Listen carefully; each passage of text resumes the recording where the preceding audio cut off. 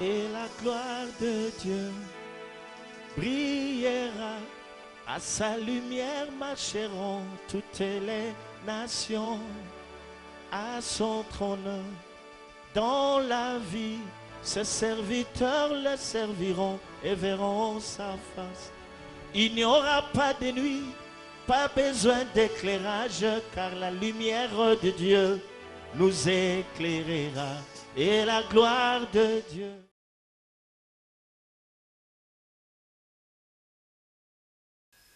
Oui, shalom, shalom, peuple de Dieu, très chers téléspectateurs et auditeurs. Je pense aussi à vous tous qui nous suivez par les médias. Que la paix du Seigneur soit avec vous partout où vous êtes. Alors que nous allons écouter la parole de ce jour pendant ce moment. Nous allons prier le Seigneur pour qu'il nous conduise, pour qu'il contrôle tout ce moment, tout ce temps où nous allons parler de sa part. Prions le Seigneur. Tu es El Shaddai, Seigneur, le maître de temps et des circonstances. Toi qui veux que les frères se retrouvent ensemble, sois béni en ce jour, Seigneur. Il est écrit dans ta parole que déjà vous êtes purs à cause de la parole que vous avez entendue. Seigneur, merci parce que tu vas nous purifier ce matin. Merci parce que tu vas parler au cœur. Tu as envoyé ta parole, Seigneur. En ce temps, nous avons besoin de toi pour être éclairés, pour que nous ayons suffisamment de ressources, suffisamment d'intelligence et de sagesse pour accomplir tes desseins sur la terre. Entre tes mains, je me remets, Seigneur. Fais de moi un instrument qui, avec fidélité, va parler de ta part. Je remets entre tes mains, Seigneur, l'entendement de tous ceux-là qui vont écouter ta parole. Saint-Esprit, parle-nous et conduis ce temps. Au nom de Jésus. Je me suis ainsi recommandé et je dis Amen. Oui, bien-aimés dans le Seigneur, Dieu nous a donné encore une merveilleuse matinée où ensemble nous allons partager sa parole. Et je remercie également la sollicitude du prophète Gary envers notre modeste personne, de nous laisser encore une fois vous parler, partager sa parole en ce jour. Cela étant dit, nous allons prendre 3 textes dans la parole de Dieu, mais nous allons lire 2. Il y a un passage que vous connaissez déjà, Ésaïe 60, le verset 1 à 5. Là, nous allons le lire alors que nous serions en train de partager sa parole. Je prends Nombre le chapitre 10, le verset 9. Je lis au nom de Jésus. Lorsque dans votre pays, vous irez à la guerre contre l'ennemi qui vous combattra, vous sonnerez des trompettes avec éclat et vous serez présents au souvenir de l'Éternel, votre Dieu, et vous serez délivrés de vos ennemis. Lorsque dans votre pays, vous irez à la guerre contre l'ennemi qui vous combattra, vous sonnerez des trompettes.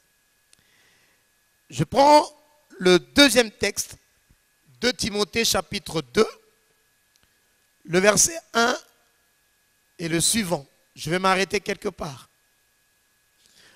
Toi donc, mon enfant, fortifie-toi dans la grâce qui est en Jésus-Christ.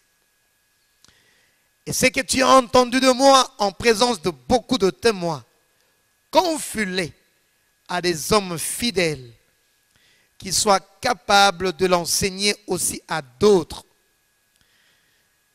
Souffre avec moi comme un bon soldat de Jésus.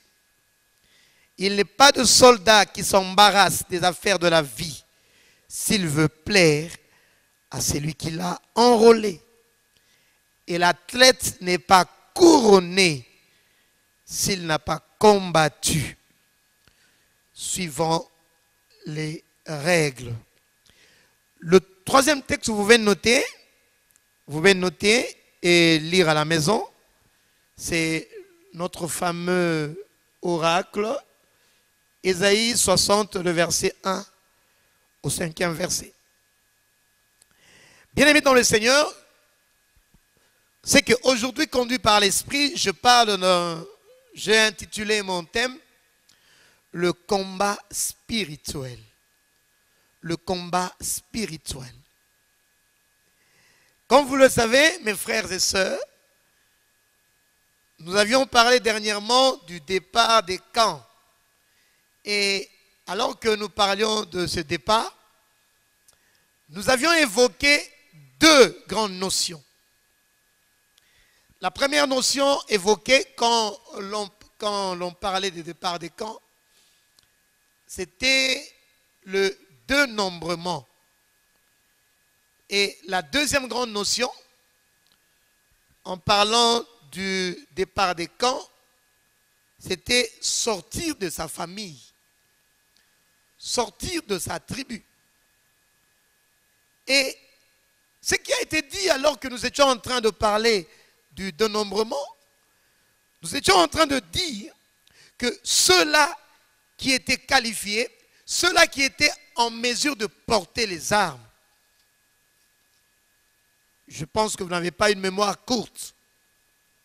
Parce qu'au verset 3 de Nombre 1, la Bible dit, depuis l'âge de 20 ans et au-dessus, tous ceux d'Israël en état de porter les armes, vous en ferez le dénombrement selon leur division, toi et Aaron. Donc nous étions en train de dire que ceux-là qui étaient en état de porter les armes, ceux-là constituaient ce que nous avions appelé la force effective. Ce sont ceux-là les guerriers. Ce sont ceux-là les combattants. Parce que on ne déchiffrait pas, on ne comptait pas en vain. Le dénombrement a été fait, l'aptitude était discernée, l'aptitude ou la compétence était constatée simplement parce qu'il fallait aller au combat. C'est là ce qui justifie le thème de ce matin, le thème de notre matinée. Combat, le combat spirituel. C'est que tu dois être déclaré apte, tu dois être déclaré mature. Et comme nous l'avions vu avec vous, que la maturité était le résultat d'un comportement. La maturité ne se décerne pas dans le vide. Nous avions dit que la maturité s'est défalquée, se comptabiliser par les choix que toi et moi faisons chaque jour. Par le choix que je fais, par le choix que tu fais, on déterminera si tu es mature ou pas. Oui. Je ne pourrais pas revenir à tout ce que nous avions dit parce que peut-être vous pouvez suivre ça dans les vidéos. Mais sachez seulement que nous avions dit, selon ce qui dit la parole de Dieu dans le livre de Galates, le chapitre 4, verset 1, que aussi longtemps que l'héritier est encore enfant, il ne pouvait hériter. Il n'était pas différent d'un esclave parce qu'il était enfant. Car nous avions dit que l'enfant était différent. L'enfant était différent du fils. Le Fils avait la pensée du Père. Oui. Le Fils défend les intérêts du Père. Voilà pourquoi nous avions dit que nous devions... Oui. Ok. On devait quitter l'enfance pour embrasser, pour devenir mature, pour devenir fils. Et ce matin, j'aimerais dire à une personne qui m'écoute, j'aimerais ajouter quelque chose par rapport au Fils. Le Fils combat le bon combat de la foi. Le Fils est persévérant dans la fidélité à Christ. Oui, il ne se lasse pas. Il est patient. Il fait comme Habakkuk. Il est là à son poste. Il n'abandonne pas son poste. Il a toujours les yeux rivés vers le Seigneur, espérant que le Seigneur va faire quelque chose pour sa vie. Oui, il est dans le Seigneur. Le Fils se bat contre les adversaires de l'Évangile. Oui, oui, oui. Dans la parole de Dieu, il y a beaucoup d'exemples. Je peux citer Finney. Oui. Bien-aimés, nous devons savoir défendre l'Évangile dans n'importe quelle situation où Dieu nous place. Sache défendre l'Évangile. Parce que ici, il est question d'être apte. Parce qu'il y a des challenges plus importants qui sont devant de nous. Dieu nous a appelés à aller d'une dimension à une autre.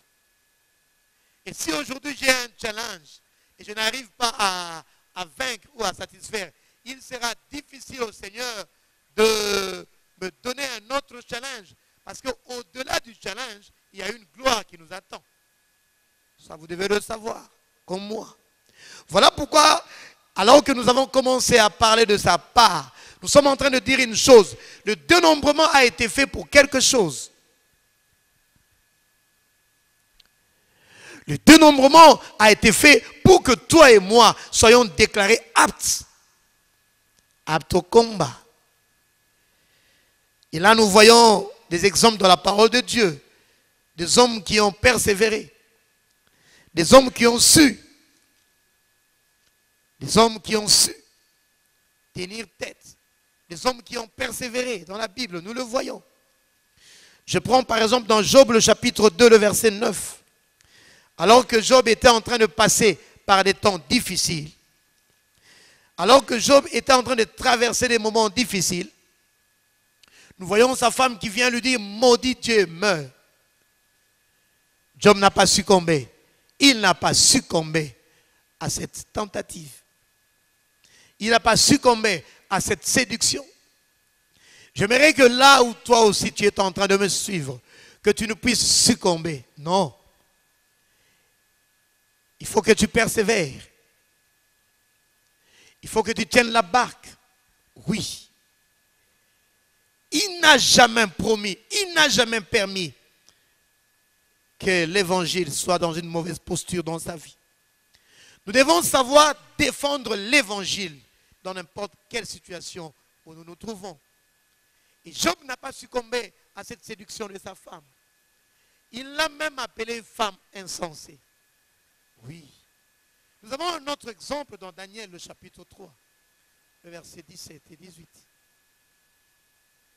Alors qu'il a été demandé aux amis de Daniel, Meshach, Shadrach, Abednego, de pouvoir adorer les statues, de pouvoir faire l'idolâtrie, ils n'ont pas voulu. Et au verset 17 et 18, voilà la réponse. Ils disent, notre Dieu que nous servons peut nous délivrer de la fournaise ardente. Et il nous délivrera de ta main, ô roi. Sinon, sache, ô roi, que nous ne servirons pas tes dieux et que nous n'adorerons pas la statue d'or que tu as élevée. Très chers frères et sœurs, nous sommes en face d'un peuple. Nous sommes en face des hommes et des femmes qui savaient qui ils étaient. Shadrach, Abednego et Meshach, dans cette circonstance, savaient qui ils étaient en Christ. Ils connaissaient leur position. Ils connaissaient leur identité. Comme Job. Ils n'ont pas permis. Ils ont défendu l'évangile du Seigneur. Ils n'ont pas pu passer de l'autre côté. Ils n'ont pas pu trahir l'évangile parce qu'ils étaient fils. Et à toi aussi qui m'écoutes en ce matin, j'aimerais te dire une chose, que tu puisses être apte. Oui, il faut que tu sois apte. Il faut que quand Dieu te voie, il te voie un homme compétent. Il faudrait que quand Dieu te voie, que le Seigneur te dise, voilà mon serviteur. Oui, oui, ils ont défendu les intérêts de Christ. Oui, ils ont défendu les intérêts de leur communauté. Oui, oui. Sinon, à quoi nous servira toute l'onction du monde? À quoi servirait toute l'onction du monde dans notre vie si nous sommes insensibles aux besoins de notre alentour? Oui, nous devons aussi manifester. À part la maturité, il y a aussi la compassion. Oui, l'onction que Dieu va nous donner, l'éclairage que nous attendons de la part du Seigneur doit servir à quelque chose. Ce n'est pas pour notre simple décoration. À quoi cela nous servirait-il d'avoir et d'amasser plein d'argent si cette richesse ne servirait qu'à moi et à moi seul? À quoi ça me servirait? À quoi ça me servirait? Oui. Bien-aimé dans le Seigneur, et là je doute fort que Dieu continue à bénir une personne qui aurait de telles dispositions. Bien-aimé dans le Seigneur, là j'étais en train de rappeler le dénombrement. J'étais en train de rappeler les notions que nous avions apprises alors que nous étions en train de parler du départ des camps. Deux grandes notions, la maturité et la compassion. Bien-aimé dans le Seigneur, je dois attirer ton attention et te dire ce matin que c'est la trompette de Dieu, c'est la voix du prophète qui réveille l'armée de l'Éternel. Oui, la trompette de Dieu, la voix du prophète. Elle annonce, oh bien-aimé, que c'est l'heure, c'est le temps du départ des camps. Mais ce que je voudrais ajouter ce matin, c'est que la trompette te dit aussi à toi de te lever. On vient de le voir dans Nombre, le chapitre 10, le verset 9. La trompette vient de te dire de te lever. Lève-toi. Vous sonnerez des trompettes quand vous irez à la guerre. La trompette se lève pour te dire ce matin que tu dois te préparer. La trompette se lève ce matin pour te dire il faut que tu ailles faire la guerre. Parce qu'il n'y a pas de gloire sans combat. Nous allons le voir. Il n'y a pas de gloire sans combat. Alors que Israël décampait pour aller prendre le territoire qui était promis pour lui, pour elle, la nation, je parle de la nation. Laisse-moi te dire que chaque kilomètre carré devait être réclamé des mains du peuple qui le possédait. Quand Israël allait combattre, laisse-moi te dire que chaque kilomètre devait être réclamé des mains du peuple qui le possédait. En parlant de Canaan, Canaan était le don de Dieu pour Israël. Mais Israël devait le réclamer. Israël devait le saisir par une foi vivante. Oui, bien-aimés dans le Seigneur, Dieu a promis la terre promise aux enfants d'Israël. Ça, vous le savez que moi. Dieu a promis la terre promise. Mais cette terre-là n'était pas prise brusquement, j'aimerais dire. La terre qui a été promise à Israël devait être réclamée. Et Israël devait s'en saisir par une foi vivante. Voilà pourquoi nous avons vu toute une génération passer. Toute une génération mourir. Parce qu'il n'était pas digne. Il n'était pas digne de pouvoir prendre, de pouvoir recevoir, de pouvoir posséder la promesse que Dieu leur avait faite. Et la Bible nous renseigne qu'il il y a eu une nouvelle génération, mais qui a été conduite par 2 renards de surface, par 2 personnes qui étaient animées d'un autre esprit. Eux étaient animés d'un bon esprit. Eux avaient la foi. Eux avaient cru en la promesse de l'Éternel. Caleb et Josué. Une autre génération. Une autre génération. La génération première a succombé dans le désert. Pourquoi? Parce que cette génération n'a pas su réclamer. Cette génération n'a pas pu saisir par une foi vivante la promesse que Dieu leur avait faite. Bien-aimé dans le Seigneur, lève-toi, sois éclairé, car ta lumière arrive. Tel est l'oracle, telle est la promesse, telle est la révélation que le Seigneur nous a faite cette année, bien-aimé dans le Seigneur.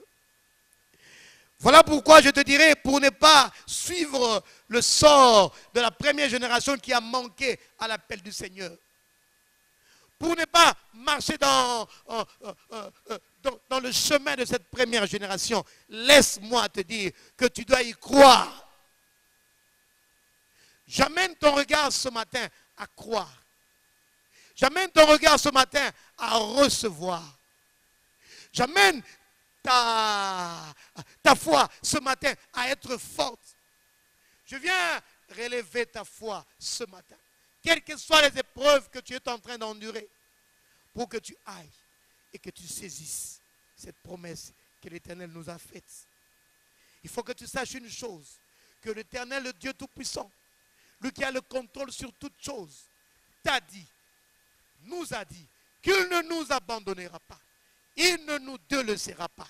Voilà, quand cette année, il nous dit, lève-toi, sois éclairé, car ta lumière arrive. Bien-aimé, ma lumière, c'est ma destinée. Je l'avais dit en ces lieux. Ta destinée, c'est ta lumière. Et là, nous avons une indication claire dans nos vies. D'y aller. Une direction et une orientation précise de la part du Seigneur. Bien-aimé dans le Seigneur, oui, Dieu nous a donné une orientation claire. Une indication précise. Il dit, lève-toi. Sois éclairé. Et va à la rencontre de ta destinée. Va saisir ta lumière.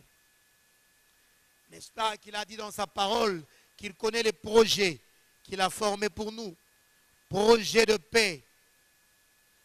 Pour que nous puissions avoir un avenir et de l'espérance. Oui, bien-aimé dans le Seigneur, lève-toi. Dieu va t'éclairer. Et ta lumière va venir au-devant de toi. La gloire de Dieu va se lever au-devant de toi. Nous avons une indication claire, j'étais en train de dire, comme les enfants d'Israël. Dieu leur avait dit, allez prendre Canaan. Canaan est la terre qui est promise pour toi. De même pour nous, la lumière est ce que Dieu nous a promis. Une orientation claire pour moi. Voilà pourquoi je me forcerai en cette année d'être sage. Tu dois te forcer en cette année d'être intelligent. C'est-à-dire de canaliser tous tes efforts pour accomplir l'objectif du Seigneur pour ta vie. Oui, oui, bien-aimé dans le Seigneur. Moi, je dois briller cette année. Je dois briller parce que je comprends que je dois aller à la rencontre de ma lumière. Je dois briller. Et je le conseille aussi pour toi, bien-aimé dans le Seigneur. Sois intelligent. Oui. À la rencontre de ta lumière. Oui, bien-aimé dans le Seigneur. J'aimerais rappeler à l'église APC. J'aimerais rappeler à vous tous qui êtes en train de nous suivre, de partout où vous êtes, que nous, moi autant que toi, nous sommes responsables de l'époque où nous sommes en train de vivre. Oui. C'est à toi et à moi d'apporter le réveil au monde. Oui, bien-aimés dans le Seigneur. Nous sommes responsables de l'époque où nous sommes en train de vivre. Et Dieu le savait. Voilà pourquoi il nous dit, va. embrasser ta lumière. Va et saisis ta lumière. Oui, bien-aimé dans le Seigneur, comme il a été dit en ces lieux, il y a 2 ou 3 ou 4 ans passés, lors de l'oracle de la dernière génération, Dieu nous avait dit une chose, que chaque génération doit prendre la charge de son époque. Et en cette année, Dieu te demande à toi et à moi de prendre la charge de notre époque. Si Dieu veut que tu puisses briller, si Dieu voudrait que tu puisses embrasser ta lumière, c'est que tu dois prendre la charge de ton époque. Oui, oui, bien-aimés dans le Seigneur, soyons des hommes et des femmes intelligents pour servir au dessein de Dieu dans notre génération. Parce que Dieu a un plan qu'il veut accomplir dans ce monde. Et il veut passer par toi. Il veut passer par moi. Oui, voilà pourquoi en ce temps, il te dit, voilà pourquoi en ce temps, il me dit, cours, cours, lève-toi et va pour embrasser ta lumière. Bien-aimé dans le Seigneur, mais pour cela, tu dois passer par la guerre. Oui, oui, bien-aimé dans le Seigneur. Pour cela, tu dois passer par le combat. Voilà ce que nous étions en train de dire. Tu dois passer par le combat. Oui. Tu dois passer par la guerre. Oui. Parce que nous l'avons dit que de l'église de la Pentecôte, pour aller à l'église d'Ésaïe 60, il faut que le levain parte. Il faut que tu te lèves. Parce qu'il y a des kilomètres à grignoter.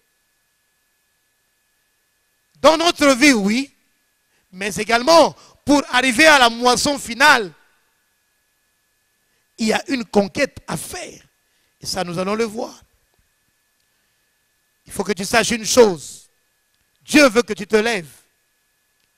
Parce qu'il sait que quand tu vas te lever, quand tu vas satisfaire, quand tu vas être apte, il viendra t'émonder comme nous l'avons vu. Il viendra te oindre comme nous avons vu. Et le diable ne voudra pas ces choses. Voilà l'origine du combat. Le diable ne voudrait pas ces choses. Quand tu te lèves, le diable aussi se lève de son côté. Pourquoi? Parce qu'il ne veut pas que le plan de Dieu s'accomplisse dans ta vie. Voilà pourquoi le diable va s'acharner contre la génération. Voilà pourquoi nous voyons l'apostasie dans l'église en ce temps.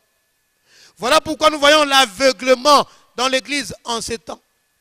Voilà pourquoi nous voyons l'hypocrisie dans l'église en ce temps. Parce que le diable s'est aussi levé. Oui, oui, bien-aimé dans le Seigneur. Voilà pourquoi j'étais en train de dire que pour que tu puisses recevoir ta lumière, tu dois passer par un combat. Tu dois passer par une guerre. Car le diable va te vouer une lutte farouche. Oui, oui, il ne voudrait pas que la vision de Dieu s'accomplisse dans ta vie. C'est la raison pour laquelle nous commençons ce matin, par la grâce de Dieu, à parler du combat.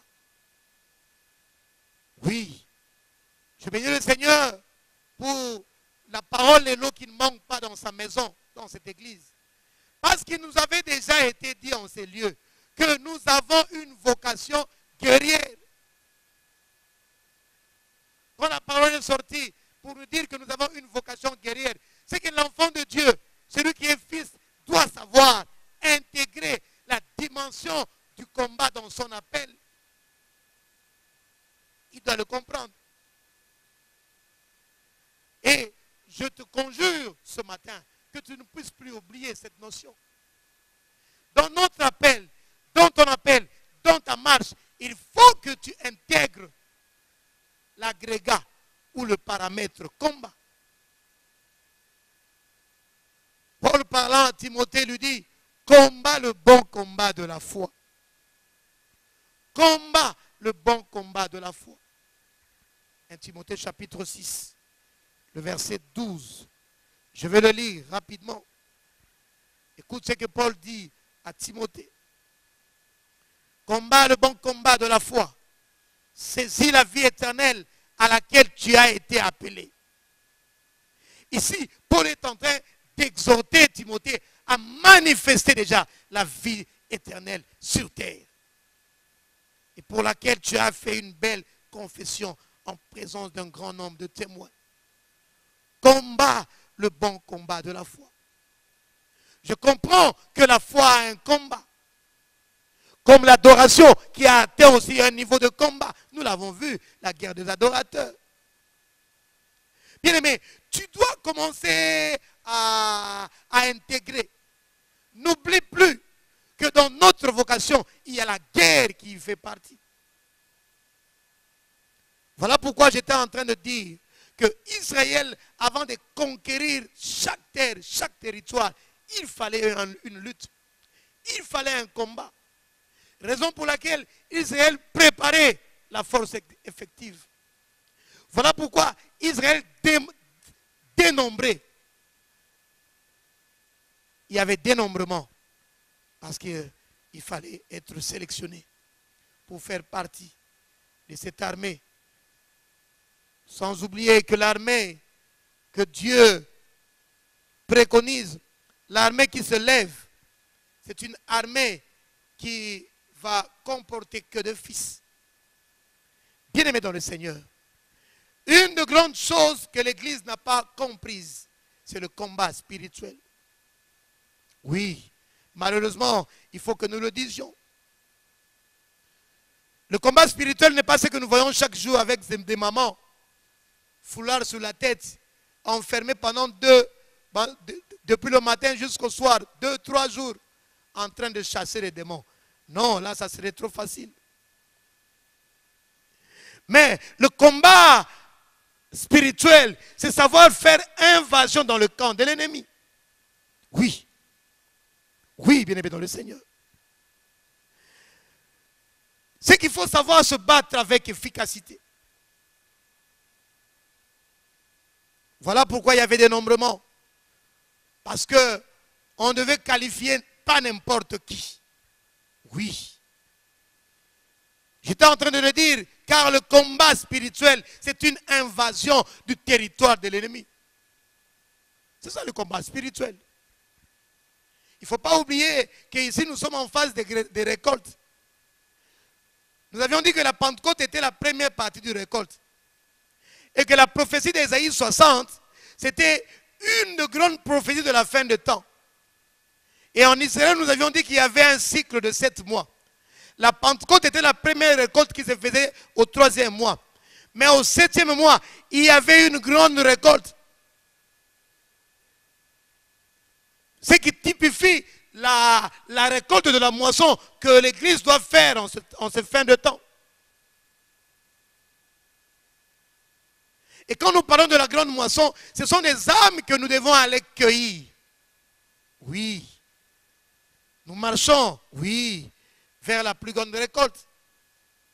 La récolte d'Ésaïe 60. On doit aller moissonner les âmes. Ésaïe 60, verset 5. L'abondance de la mer, la richesse de nations viendra vers toi. Ce sont des âmes que nous devons aller récolter pour le royaume de Dieu. Oui, je vous avais dit qu'il y a un grand mystère dans cette affaire d'âme. Voilà pourquoi Jésus, parlant à Pierre, lui a demandé à 3 reprises, Pierre, m'aimes-tu? Pierre, m'aimes-tu? Pierre, m'aimes-tu? Paie mes brebis. Dieu donne un grand prix pour ses âmes. Oh, bien-aimé dans le Seigneur, Jésus revient bientôt. Jésus revient bientôt. Et sa volonté est que la grande partie puisse être sauvée. C'est pour cela qu'il a donné sa vie. C'est pour cela qu'il a quitté les cieux. Il est venu dans ce monde. Pour que tous nous soyons sauvés. La Bible ne dit pas tel. Dans Jean le chapitre 3, verset 16. Car Dieu a tant aimé le monde. Oh monde, écoutez-moi ce matin. Dieu vous aime. Dieu ne veut pas que tu puisses aller en enfer. Parce que l'enfer a été institué, a été créé pour le diable et ses démons. Alors n'y va pas. Oui, il y a une grande moisson qui va être récoltée à la fin de temps. Or, tu dois le savoir. Ça, il ne faut pas que tu l'oublies. Il faudra que tu le saches. Cette grande moisson que nous sommes en train de claironner, nous sommes en train de crier au sujet de la grande moisson. Oui. Mais cette grande moisson, c'est une forteresse de l'ennemi. C'est une forteresse de Satan. En d'autres termes, quand nous parlons de combat spirituel, c'est une déclaration de guerre que nous faisons. C'est que moi et toi devions aller piller les âmes qui sont sous l'emprise du diable. C'est ça, le combat spirituel. C'est une invasion dans le territoire de l'ennemi. Ces âmes que nous devons aller cueillir, ces âmes que nous devons aller moissonner, sont dans la forteresse du diable. Ils sont dans le camp de Satan. Donc, qu'on le veuille ou pas, parce que nous devons faire une moisson, cette moisson doit se faire sans coup férir. C'est-à-dire, il doit y avoir des victimes. Il y a guerre. Oui, bien évidemment le Seigneur, vous devez le savoir, qu'il y a guerre, parce que nous entrons dans la forteresse de l'ennemi. Voilà pourquoi nous devons être bien préparés. On n'entre pas dans la maison de quelqu'un comme cela. La Bible ne dit-elle pas qu'avant que tu puisses aller piller quelqu'un, il faut que tu lis l'homme fort de la maison. Voilà pourquoi il y a eu dénombrement. Voilà pourquoi je suis en train d'insister sur ce fait que nous devons nous préparer. On ne part pas en combat de n'importe quelle manière. Pour avoir de l'efficacité, il faut se préparer. Dans Luc, le chapitre 10, le verset 17 à 20, écoutez ce que la Bible dit. Les 70 revinrent avec joie, disant, Seigneur, les démons même nous sont soumis en ton nom. Jésus leur dit, je voyais Satan tomber du ciel comme un éclair. Voici, je vous ai donné le pouvoir de marcher sur les serpents et les scorpions et sur toute la puissance de l'ennemi, et rien ne pourra vous nuire. Écoutez maintenant le verset 20. Cependant, ne vous réjouissez pas de ce que les esprits vous sont soumis, mais réjouissez-vous de ce que vos noms sont inscrits, sont écrits dans les cieux, dans le livre de vie. Bien-aimés dans le Seigneur, réjouissez-vous de ce que vos noms sont écrits dans le livre de vie, dans les cieux. Là, nous avons un rappel merveilleux de la part du Seigneur. Là, le Seigneur rappelle une autre notion. Le Seigneur, oui, dit, oui, je voyais Satan. Je voyais Satan tomber du ciel. Je voyais. Oui, je voyais Satan tomber du ciel comme un éclair. Mais ne vous réjouissez pas si vite. Ne vous réjouissez pas si vite. Telle semble être la réponse du Seigneur. Au contraire, réjouissez-vous que vos noms sont écrits dans le livre de vie. Là, nous voyons le Seigneur rappeler une autre notion. Dieu nous rappelle une autre notion. Pas seulement la puissance. Non, pas seulement la puissance. Mais Dieu veut que nous puissions faire une sorte d'évaluation du jugement de nous-mêmes. Il nous dit, il dit aux disciples, réjouissez-vous de ce que vos noms sont écrits dans le livre de cieux. Maintenant, j'aimerais te poser une question, toi qui m'écoutes. Quand tu regardes l'église, quand tu regardes à toi-même, est-ce que les fruits de l'église sont mûrs? Je réponds rapidement non. Je réponds rapidement non. Quand je vois l'église, certes, il y a des dons. Nous chassons les démons, oui, nous voyons ça tous les jours. Mais j'aimerais dire que ces dons ne sont pas encore en maturité. Telle a été la réponse de Jésus aux disciples.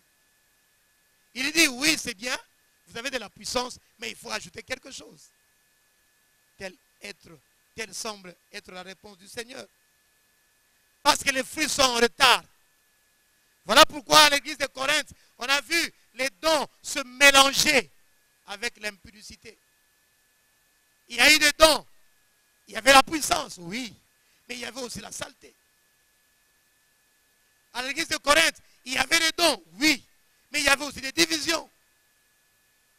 Un frère qui parle en langue à l'église, il ne parle pas avec l'autre sœur qui prophétise, mais ils sont dans la même église. Bien-aimés dans le Seigneur, nous avons besoin de la pluie de l'arrière-saison. Nous avons besoin aussi de porter des fruits. Car ce que Christ va venir chercher, ce ne sont pas les dons, mais ce sont les fruits. Oui, ce sont les fruits. Oui, ce sont les fruits. Dieu veut des hommes et des femmes qualifiés. Voilà pourquoi je partais avec les deux comme une balance. Vous devez avoir de la puissance pour aller moissonner les âmes, pour aller délivrer les hommes de la puissance des ténèbres. Mais vous avez aussi besoin de porter du fruit dans nos vies. On vient de le voir avec l'image, avec l'illustration de Christ. Bien-aimés dans le Seigneur, Dieu nous demande d'être forts. On a vu la demande de Paul à Timothée. Toi donc, fortifie-toi dans la grâce qui est en Jésus. Il faut que tu sois prêt. Cela veut dire que ce matin, je suis en train de préparer un peuple à être prêt pour le combat. Parce que le combat, on ne part pas au combat de n'importe quelle manière. Mais il y a des préalables que nous sommes en train de poser avant que nous puissions aller au combat. Paul dit à Timothée, toi donc mon enfant, fortifie-toi dans la grâce qui est en Jésus. En d'autres termes, il lui dit d'être fort. À toi aussi qui m'écoutes ce matin, j'aimerais te dire que tu es fort.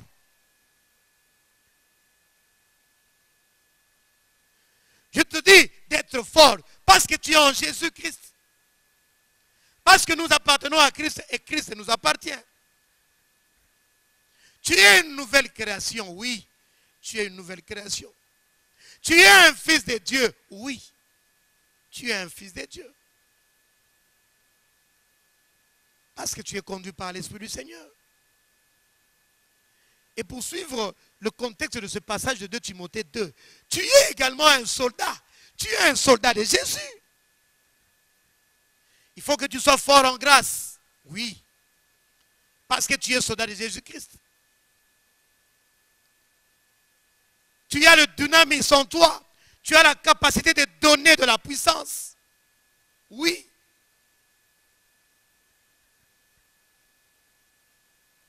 Oui. Le désir de Dieu est que tu puisses être apte. Le désir de Dieu est que tu puisses être compétent. Parce que tu dois aller saisir ta promesse. Tu dois aller prendre le pays comme Caleb et Josué. Oui. Tu as le dynamisme. Tu as le dynamisme. C'est ce que Caleb et Josué ont dit à leurs contemporains, à leurs collègues. Ils ont dit, certes, le pays que nous devons aller prendre, il y a des géants. Mais si Dieu est avec nous, ce matin, j'aimerais dire à quelqu'un, à une femme, à un homme, à un frère, à une soeur, que tu as le dynamisme, tu as le Seigneur avec toi. Nous avons une grande promesse. Dieu a dit qu'il ne nous laissera pas comme ça. Il va nous envoyer le Saint-Esprit. Tu as cette puissance. Tu es fort. Alors va pour remporter la victoire pour ta vie, pour ta famille et pour le royaume de Dieu. Oui, vas-y, bien-aimé, pour le Seigneur. Oui, oui, tu dois progresser. Tu dois aller. Il faut que tu saches une chose. Une des caractéristiques d'un vainqueur, c'est la force. Je ne cesserai jamais de répéter ce passage de Actes, le chapitre 10, le verset 38. La Bible dit que Dieu a rempli d'Esprit Saint et de force Jésus-Christ de Nazareth, qui faisait du bien et qui guérissait les malades. Tu as la force, mon frère. Il faut que Dieu voie ça en toi. Parce que tu dois aller faire face au combat qui est au-devant de toi. L'esprit que nous avons reçu n'est pas un esprit de timidité, la Bible nous le dit, mais un esprit de force, d'amour et de sagesse. Parce que quand tu es déclaré apte, ce n'est pas pour rien. Tu es déclaré apte et tu dois continuer la marche. Tu as été déclaré apte, tu dois continuer parce que tu dois aller au combat. La Bible dit dans Nombre 1 que ceux qui ont été comptés en état de porter les armes ont été dénombrés. Oh, on a fait l'expertise pas pour rien. On a fait l'expertise parce qu'eux devaient prendre la tête et aller au combat.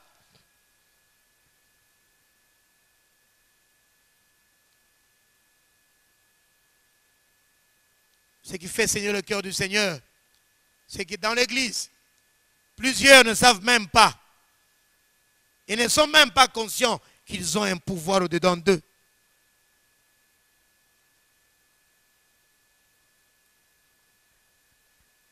Ils ne connaissent même pas la réalité du combat. Que le Seigneur nous aide en ce matin. Que nous puissions inclure, que nous puissions intégrer cet agrégat, j'étais en train de dire, du combat. Nous avons une vocation de guerrier, une vocation de la guerre, une vocation guerrière. Je l'ai expliqué. Parce que chaque centimètre du territoire devait être conquis. Non seulement ça, parce que aussi le diable ne te le laissera pas. Dieu sait que, le diable sait que quand tu te lèves, tu vas saisir ta destinée. Et le diable est là pour t'empêcher de saisir ta promesse. Il va obstruer ta vision. Et quelque chose est en train de faire saigner le cœur du Seigneur. Parce que déjà, tu as le dunamis. Mais tu ne fais rien avec. Tu ne fais rien avec. Comment peux-tu alors continuer et faire de grandes choses avec le Seigneur? Comment peux-tu? Tu es puissant parce que tu as le Saint-Esprit en toi. Tu ne gagnes pas les âmes. Tu ne produis pas les fruits dans ta vie. Tu n'enlèves pas le péché dans ta vie. Mais alors dis-moi, comment veux-tu continuer la marche avec le Seigneur? Non, bien-aimé dans le Seigneur, il faut qu'il y ait de la progression dans ta vie chrétienne. Tu dois mûrir. Il faut que tu mûrisses. Oui, il faudrait que tu mûrisses. Car plus nous mûrissons, plus nous sommes utiles. Dieu n'a que faire de bon à rien dans son royaume. Et plus nous sommes utiles, plus nous serons valables pour Dieu. Et nous deviendrons des vases d'honneur. Oui, des vases d'honneur prêts au combat. Oui, il faut que tu sois un vase d'honneur. Il faut que Dieu t'utilise. Il faut que tu tiennes là, que tu sois dans la première ligne, comme les sacrificateurs. Ce sont les premiers à mettre les pieds sur l'eau. Eux, ils étaient les premiers à mettre les pieds sur l'eau, afin que le peuple puisse traverser. Il faut que tu mûrisses. Il y a de l'intérêt pour tous. Parce que quand tu vas mûrir, le corps aussi mûrira. Oui, le corps mûrira. Ce que Dieu veut, c'est que nous puissions être réunis. Mais dans la configuration actuelle, quand on parle de l'unité de l'Église, les gens pensent qu'on est en train de parler de choses qui ne se feront jamais. Si, ces choses-là se feront. C'est seulement question de mûrir. Aujourd'hui, il est aberrant de parler de l'unité. Parce que nous ne mûrissons pas. Et quand nous allons mûrir, quand je deviens martyr, En principe, en vertu du principe de sortir de sa famille, je vais m'occuper de l'autre. Je ne vais pas haïr l'autre. Je vais avoir compassion de l'autre. L'autre aussi aura compassion de moi. Moi, je vais m'occuper de lui. Lui va s'occuper de moi.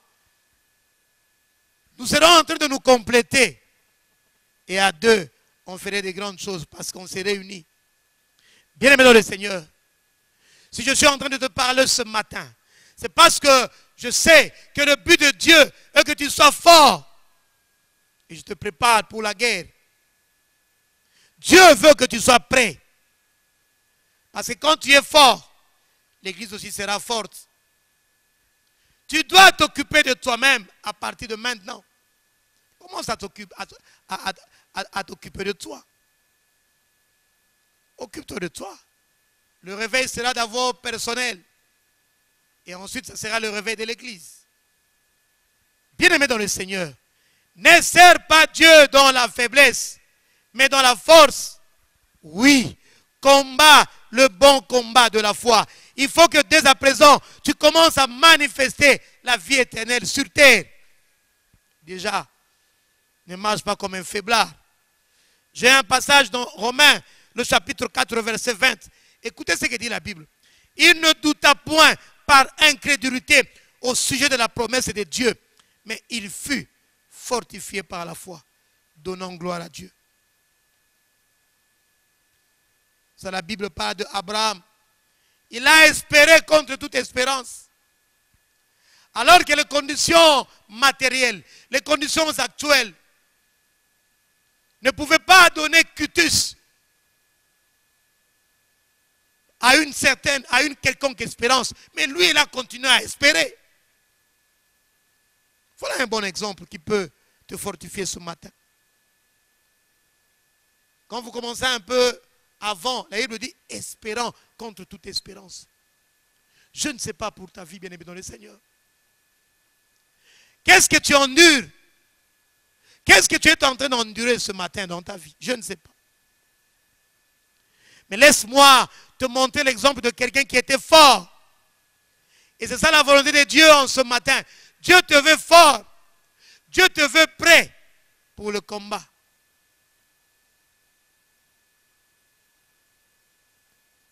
Il fut fort par la foi. Et son comportement, son attitude a donné gloire à Dieu.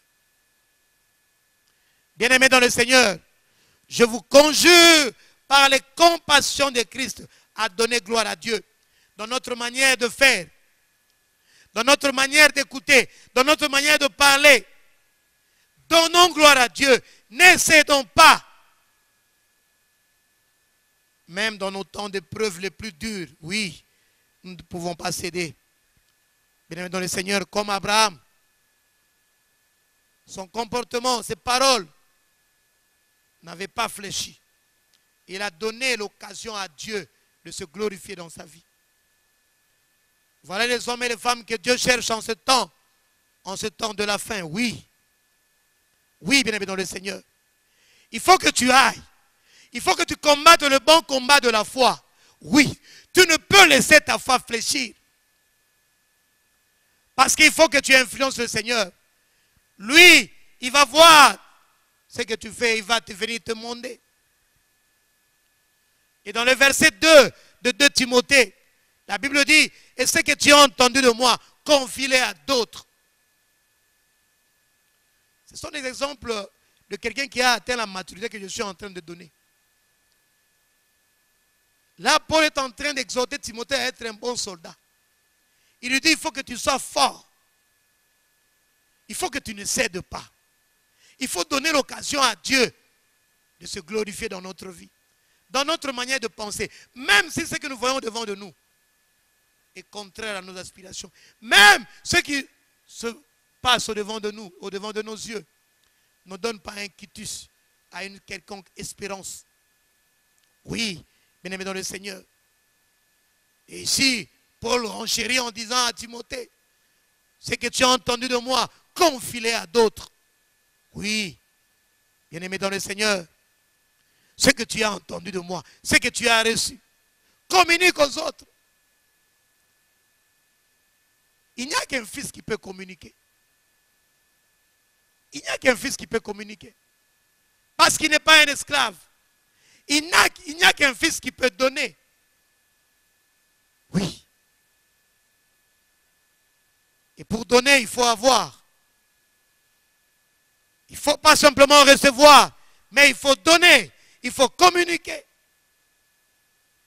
Bien-aimé dans le Seigneur, Paul est en train d'exhorter Timothée à être un donneur. Pourquoi? Parce que quand on donne, cela va créer un fleuve. Pas un lac, mais un fleuve. Celui qui sait donner, crée un fleuve dans sa vie. Des fleuves d'eau vive couleront de votre sein, nous dit la Bible. Parce qu'il est écrit, celui qui donne, à celui qui donne, il sera donné. À celui qui arrose, il sera lui-même arrosé. Proverbe le chapitre 11, le verset 25. Et quand tu vas être un donneur, la pluie de l'arrière-saison va commencer à t'émonder. Quand tu te lèves, bien-aimé dans le Seigneur, Dieu vient t'éclairer. Tu te lèves comment? Tu te lèves en donnant. Tu te lèves à faire du bien aux autres. Tu te lèves et tu donnes en pillant le royaume de Satan. Oui, en moissonnant. Parce qu'il y a la pluie de l'arrière-saison qui approche. Et cette pluie va arroser tous ceux qui vont arroser les autres. La pluie de l'arrière-saison va arroser tous ceux qui vont se lever. Bien-aimé, voilà pourquoi je te dis, je t'exhorte à te lever et à donner quelque chose. Oui, ne reste pas tapis. Sinon, tu seras comparable à un lac. Mais si tu veux être comparé à un fleuve, il faut donner. Parce que le fleuve reçoit toujours de ses affluents. Et Dieu veut que tu puisses donner. Quand tu donnes, lui va venir t'émonder davantage. Pour que tu puisses porter encore plein de fruits. C'est ça, ce que semble dire Paul à Timothée. Celui qui s'est donné aux autres ne tarira jamais. Passez-les au contact de la source intarissable. Oui, oui, bien-aimé dans le Seigneur. Oui, tu seras arrosé. La pluie de l'arrière-saison tombera pour achever l'œuvre de l'évangile sur la terre, avait dit le prophète il y a cela 4 ans. Oui, la pluie de l'arrière-saison va venir nous aider. La pluie de l'arrière-saison qui est le symbole du Saint-Esprit qui sera répandu à l'Église en ce temps de la fin. Elle va tomber pas sur n'importe qui, oui. Elle va tomber vers ceux-là qui seront donnés. Oui. Elle va tomber vers ceux-là qui vont se lever. Oui. Oui. Oui. Cette pluie va t'aider à te préparer pour combattre le bon combat de la foi. La pluie de la saison va t'aider à être prêt pour la guerre. Parce que ne l'oubliez pas, je vous l'avais dit, que la préoccupation principale de Satan, ce ne sont pas les païens, mais les chrétiens. Il faut que tu le saches, que quand tu te lèves, l'autre camp aussi va se lever. Et la pluie de la saison va venir t'aider. Selon qu'il est écrit, quand le péché abonde, la grâce de Dieu surabonde. C'est cette pluie de la saison qui va permettre qu'il y ait la naissance d'un fils mâle. On avait déjà parlé de cela il y a bien d'années. Cette race qui va venir écraser les effets du diable sur la terre. C'est cette race-là d'Ésaïe 60. Quand la Bible dit, la gloire de Dieu se lève sur toi. Bien aimé, la gloire de Dieu, quand elle se lève sur toi, personne ne peut la cacher. Elle sera visible de partout. Comme elle était visible à Moïse quand il sortait de la tente d'assignation. Et cette race, cette compagnie, ce peuple, c'est celui-là qui viendra relever le défi.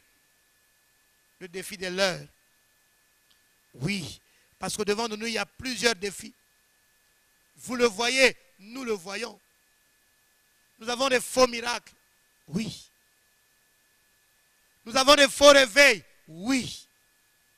Nous avons une séduction qui ne dit pas son nom dans notre pays, aidé par le monde. Vous le voyez, bien aimé dans le Seigneur.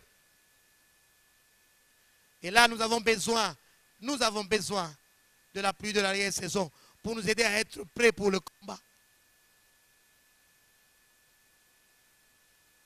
Oui. Quand tu te lèves, le diable aussi va se lever. Le problème de Satan, ce ne sont pas les païens, mais c'est toi et moi. Satan voudrait en sorte que toi et moi ne puissions pas vivre la vraie vision du Seigneur. Il ne voudrait pas que toi et moi puissions avoir la lumière. Non, il ne voudra pas. Il ne voudra pas. Parce qu'il sait que quand tu vas avoir de la lumière, la gloire de Dieu sera sur toi. Et tu vas piller son royaume. Tu vas piller ses forteresses. Il ne voudra pas de ça. Voilà pourquoi dès à présent, il est en train de te bloquer. Et ce matin, je suis venu simplement te rappeler. Quand toi, tu dois développer la vocation guerrière à résister au diable, il faut que tu saches que déjà tu as une provision. Une provision qui va t'aider à être émondé davantage. Voilà pourquoi Paul était en train de fortifier Timothée, de ne pas avoir peur. Et ce matin, je te dis aussi, n'aie pas peur. Il faut que tu sois fort. Ce que tu as déjà là, commence déjà à communiquer. Parce que cela aussi est une voie de permettre à la pluie de la dernière saison de te toucher. Parce que quand tu communiques, tu deviens comme un fleuve. Dieu viendra boucher les trous, le vide. Dieu viendra boucher. Et tu ne manqueras rien parce qu'il est appelé la source intarissable. Oui, la source intarissable. Voilà pourquoi tu dois te préparer. Si tu veux aller au combat, il faut te préparer. Oui. Car si tu vas au combat sans être capable de te tenir dans la victoire, tu seras balayé, bien aimé dans le Seigneur. Ce combat est un combat qui est âpre. Non pas que le diable est tellement puissant, non. Mais il faut que toi, tu puisses intégrer certaines disciplines en toi. Il faudrait que tu puisses comprendre certaines choses que nous allons voir, Dieu voulant. Bien aimé dans le Seigneur, voilà pourquoi tu dois te préparer. Quand tu veux aller au combat, il faut savoir marcher avec Dieu. Oui. Quand tu vas au combat, il faut savoir demeurer dans l'esprit du Seigneur. Sinon, si tu ne maîtrises pas tes choses, tu seras facilement renversé par l'ennemi. Et là, tu vas saluer ta destinée au loin. Parce qu'il y a des gens qui ont salué leur destinée de loin. Je pense à Démas de Timothée, chapitre 4, le verset 10. Paul, parlant de Démas, dit que Démas m'a abandonné pour le plaisir du siècle présent. Il a bien commencé, oui, mais il a été renversé par l'ennemi. Nous avons bien de cas. Je pourrais citer Judas, je pourrais citer Samson. Ils avaient une mission, ils avaient des promesses de l'Éternel, mais ils n'ont pas pu aller jusqu'à la fin parce qu'ils n'étaient pas préparés. Oui, alors que nous sommes en train de chuter en ce matin. Laisse-moi te rappeler, laisse-moi te dire que la volonté de Dieu, le souhait de Dieu que tu sois fort. L'orientation précise que Dieu nous a donnée, c'est d'aller là, d'aller revêtir, embrasser notre lumière. Ça est la volonté du Seigneur. Une volonté clairement exprimée comme l'eau de source. Oui. Une volonté aussi qui avait été clairement exprimée aux enfants d'Israël d'aller prendre Canaan. On leur a dit d'aller prendre Canaan. C'était la promesse de Dieu. Allez prendre possession de ce pays. À cause de leur incrédulité, la première génération a succombé. Mais toi ne succombe pas. Parce que Dieu ne veut pas que tu succombes. Dieu veut que tu ailles et que tu embrasses ta lumière. Et là, souviens-toi que les choses de Dieu ne sont données qu'aux captifs. Il faut que tu te souviennes. Pour que tu puisses embrasser ta lumière, j'ajoute encore ce soir, ce matin plutôt, qu'il faut que tu sois un captif. Alors la question que je te pose en ce matin, es-tu un captif? Es-tu un captif? Les captifs, eux, vont embrasser cette lumière. Parce qu'ils vont vivre une vie de sacrifice. Parce que matin et soir, ils seront en train de ruminer cette promesse du Seigneur. Ils seront en train de ruminer cet oracle du Seigneur. Oui, ils seront en train de la ruminer, la promesse de Dieu. Alors, je te pose une question ce matin. Es-tu un captif? Paul pouvait dire, la mort agit en moi et la vie agit en vous. Est-ce que quelqu'un a soif de la présence de Dieu comme une biche soupire après des courants d'eau? Est-ce que quelqu'un veut craindre le Seigneur comme il n'a jamais craint? Où sont les hommes qui peuvent revenir à leur premier amour? Parce qu'ils ont compris qu'ils doivent discerner dans leur vie ce qui est vil et ce qui est précieux. Est-ce que quelqu'un en ce matin veut faire partie de cette armée? De l'armée de Dieu en ce temps? Oui. Si tu as besoin de toutes ces choses, alors ouvre ton cœur à ce puissant message. Et Dieu va t'abreuver. Bien-aimé dans le Seigneur, Dieu est en train d'ouvrir une porte dans nos vies. Oui, oui, oui. Il faut que tu saches une chose. La présence de Dieu a des exigences. Et ce matin, Dieu t'a parlé. Dieu t'a parlé en ce matin. Dieu te veut fort. Oui. Dieu veut que tu puisses communiquer. Il te veut actif. Il ne te veut pas passif. Parce que alors que tu seras actif, il va commencer à te monder. À te monder. À te qualifier par la pluie de l'arrière-saison. Parce que Dieu veut faire naître le fils mâle par la pluie de l'arrière-saison. Le Saint-Esprit qui sera répandu en ce temps et qui va venir avec ce cahier de charge, avec un plan. Il y a un plan que Dieu va donner à son peuple en ce temps de la fin. Parce que Dieu sait que de l'autre côté aussi, l'ennemi se prépare. Dieu te veut un homme prêt pour le combat. Parce que le combat, j'ai commencé à le dire déjà, c'est l'invasion du territoire de l'ennemi. Et Satan ne sera pas content. Satan n'est pas content du tout. Peut-être que toi, tu es en train de rêver ou de négliger. Mais laisse-moi te dire que Satan, lui, ne le néglige pas. La moisson finale, c'est une attaque de l'ennemi. Une attaque vers la forteresse du diable. Oui, oui. Je prie le Seigneur que le Saint-Esprit nous aide à comprendre ces choses et à faire asseoir cette vocation à jamais dans notre esprit. Que nous avons une vocation guerrière. Parce que plusieurs n'ont pas encore compris la vraie notion du combat spirituel. Que le Seigneur vous bénisse abondamment pour ce message que vous venez d'écouter en ce jour. Amen. Et la gloire de Dieu brillera, à sa lumière marcheront toutes les nations, à son trône dans la vie. Ses serviteurs le serviront et verront sa face. Il n'y aura pas de nuit, pas besoin d'éclairage, car la lumière de Dieu nous éclairera. Et la gloire de Dieu